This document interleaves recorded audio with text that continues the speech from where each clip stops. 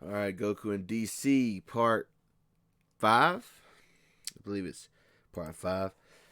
Goku teams up with Wonder Woman. Let's do a little recap. So, last time, Goku was put behind bars to be interrogated by the Amazon Queen, Hippolyta. All right, she hits him with the lasso of truth, which uncovers Goku's life story that he tells to her, as well as a eavesdropping Diana.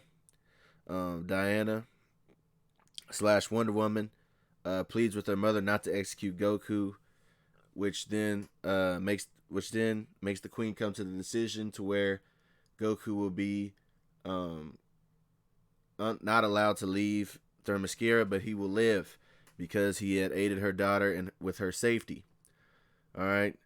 To cheer up Goku, Goku is taken to the Coliseum where he learns and trains with Diana, and then eventually he starts to train with all the other Amazons as well. Goku and Wonder Woman develop the best of friendships. Um, Later on, they hear a gunshot. Wonder Woman takes off while Goku's still in the water to go investigate, where she runs into Giganta. Giganta is being hired by Dr. Barbara Minerva because she's on search of a sacred dagger, and it is quickly noticed that Giganta might be too much of a match for Wonder Woman herself, all right, in her young form. Will Goku get in time to make a difference? All right, that's where we left off. Now let's kick it off. Also, let me know if y'all like this thumbnail. I made it myself. I made a lot of these artworks myself, so let me know what y'all think. And if y'all like it, like, comment, subscribe. So let's get to it. All right, so walking out of the rubble, Giganta is just laughing at the idea of fighting a child. Meanwhile, Dr. Barbara Minerva just decides to go even further deep into the temple to see if she can find what she's looking for. Not discouraged, Wonder Woman raises back up, ready to pick up her weapon to go against this giant, Giganta.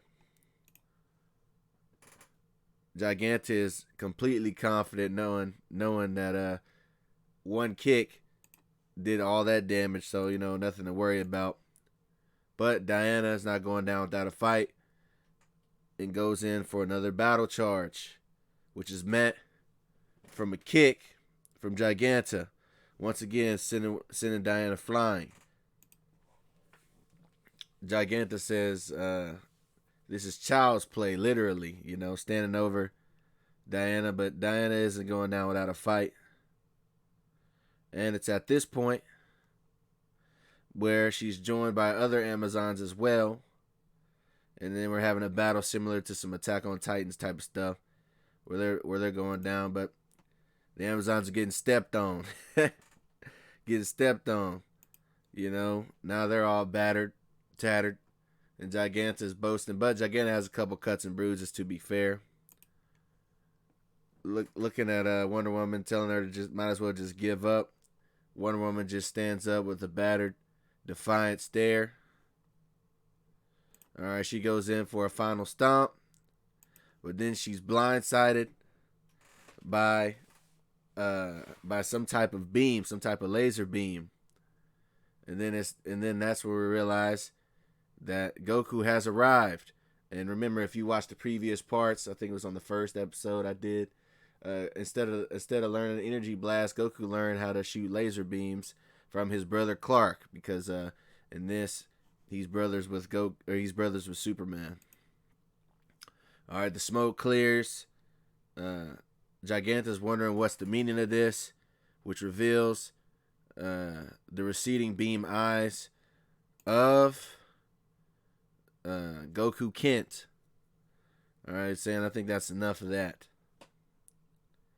All right, Goku goes in for a charge, but he's forced to avoid Giganta's stomp.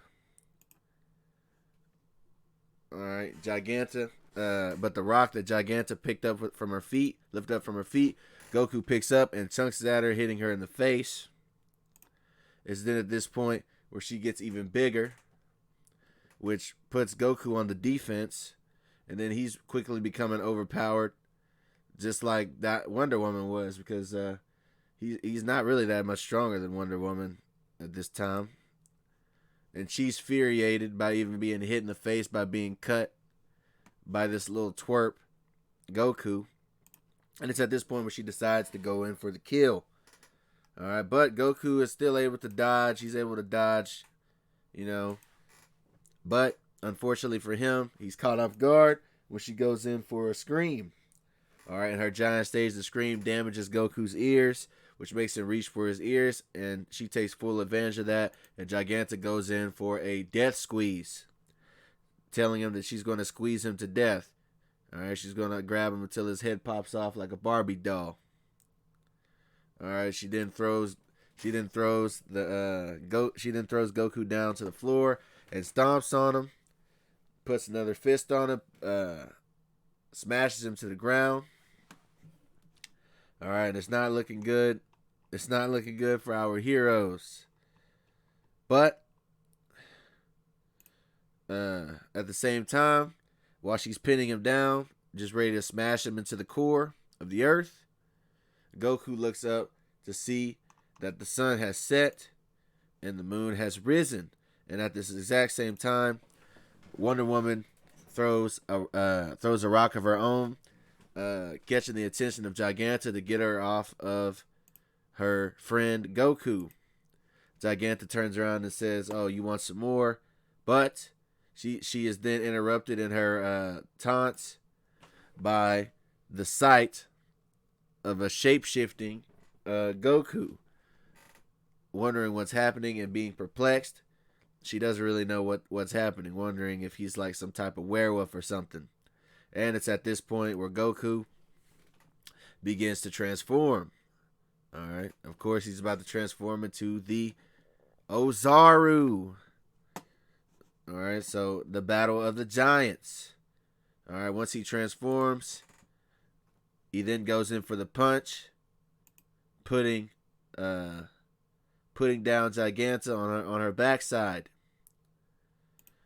Getting up angry, she's like, get up angry, she's not really afraid of the monkey.